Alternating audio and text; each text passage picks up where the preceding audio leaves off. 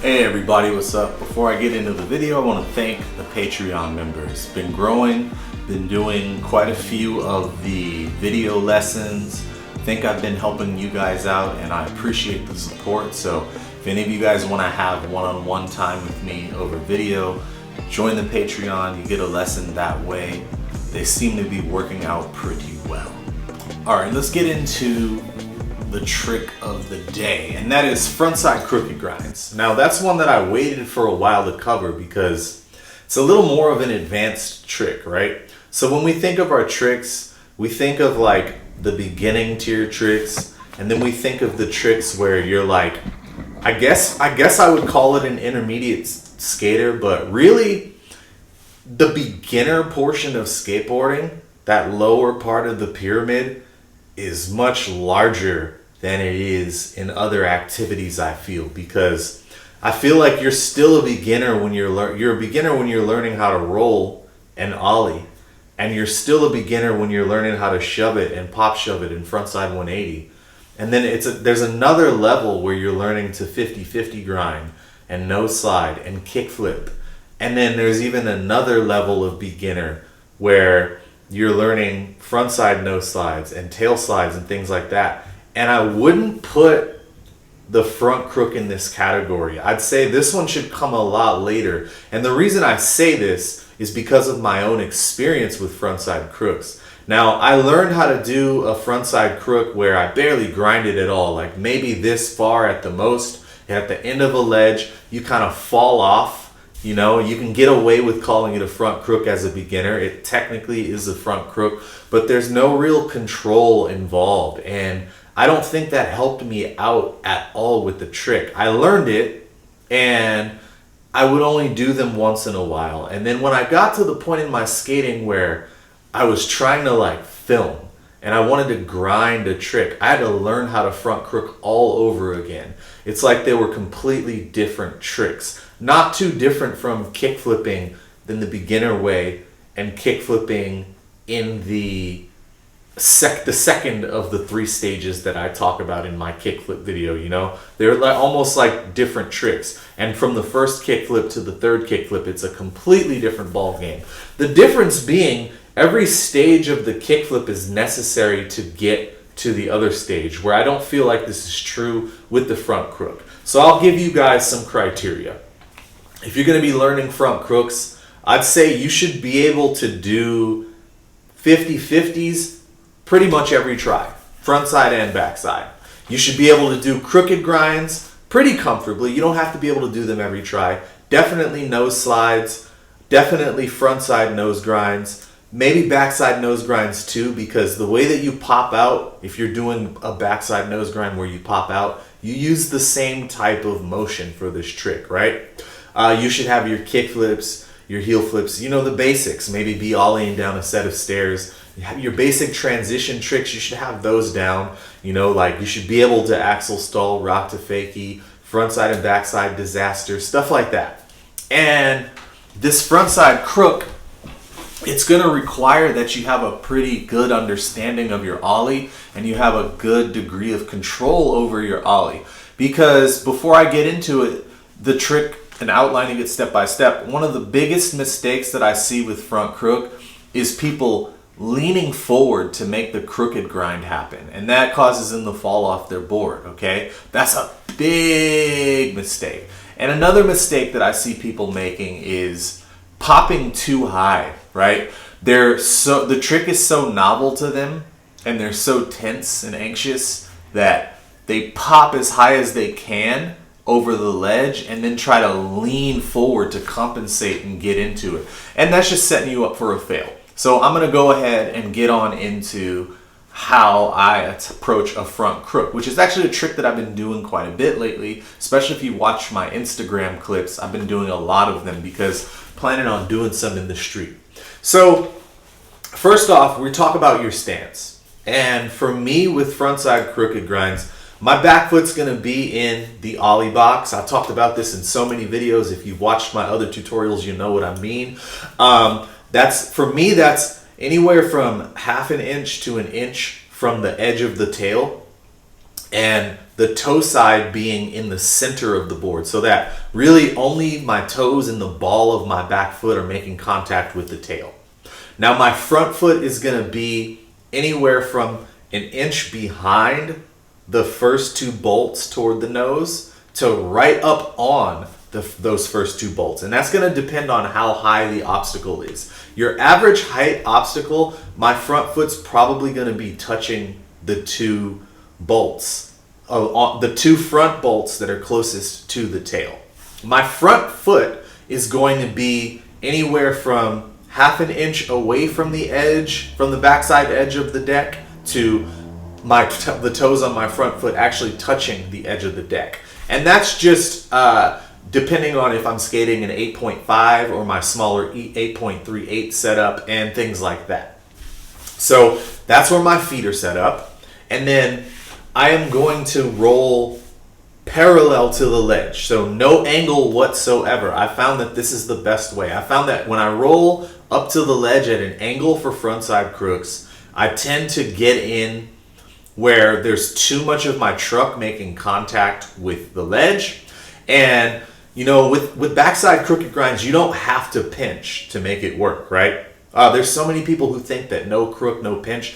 That's what happens when you get all your information from Instagram. Crooked grinds existed for a really long time before social media did, and before people were using tricks to gain themselves attention and through social media. And no, not pinching doesn't make a trick, not a crooked grind. It's actually pretty stupid if you think about it. A crooked grind is just a nose grind where the board is not, the truck is not right over the ledge. The board is not parallel while you're grinding, right? That's all that means. You go back and look at the decades of crooked grinds that existed before this pinch fetish became a thing, and you'll see that people skated tighter trucks, which meant that it's nearly impossible to pinch. Because if you don't have loose trucks, which wasn't a trend in the 90s and in the early 2000s, it's a big trend now. People skate their trucks looser than they need to. They get wheel bite, they can't pop, and then they wonder why they can't. It's because you set your trucks up so that you can skate like other people, not so that you can skate to the best of your ability.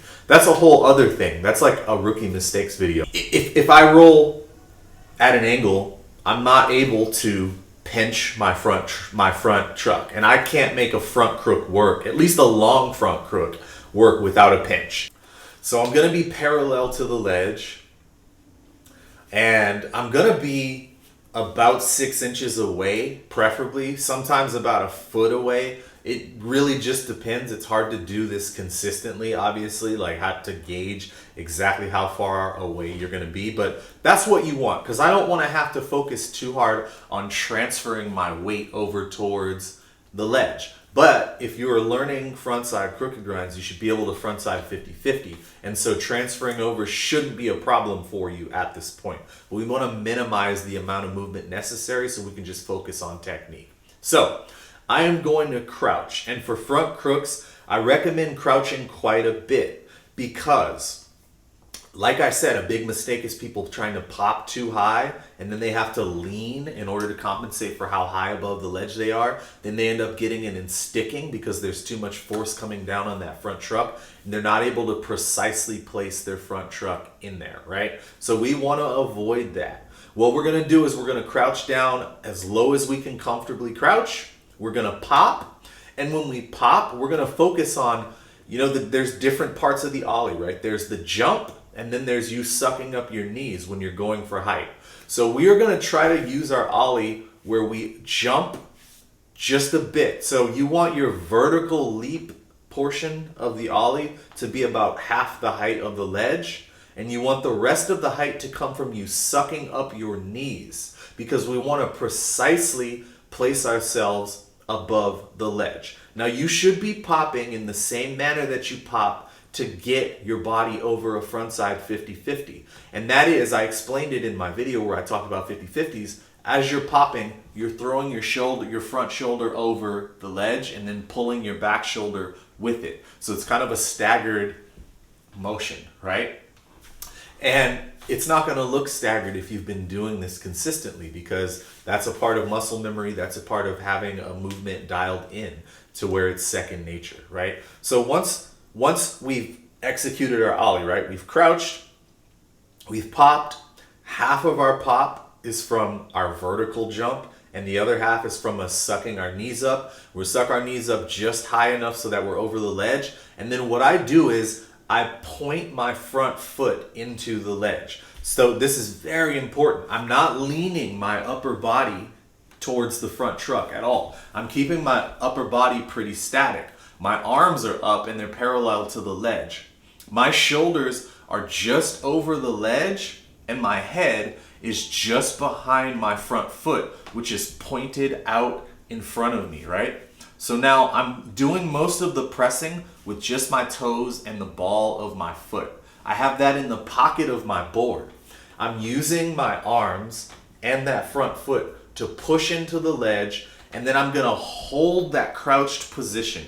And you should be able to feel your front truck and your front wheel pinched and pressed up against the ledge as you grind. Now, one tip that's very important for front crooks, because they tend to stick more than backside crooks, is you gotta have your ledge waxed as much as you're comfortable dealing with, because a dry ledge is just not gonna work. You're gonna stick and you're gonna fly backwards, which isn't fun and can lead to injuries a lot easier than with backside crooks, because you're all turned around for this trick, right? Now the important thing is, while you're grinding, your shoulders are gonna wanna turn.